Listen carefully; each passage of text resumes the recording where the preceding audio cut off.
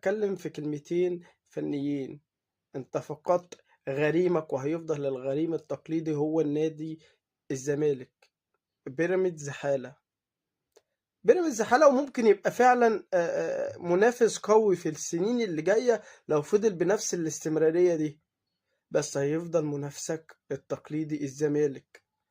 بعيدا عن التقليل والروشنة والتحفيل، لا، نادي الزمالك فريق عريق، فريق ليه قرص، فريق ليه تاريخ، فريق ليه مش حالة، مش 3 4 سنين لسه طالع، فاهمني؟ مع احترامي طبعا لنادي بيراميدز، بس الزمالك هيفضل الغريم التقليدي للنادي الأهلي، هو اللي عارف اللي هيدبدب ورا النادي الأهلي لأنه عنده جماهير.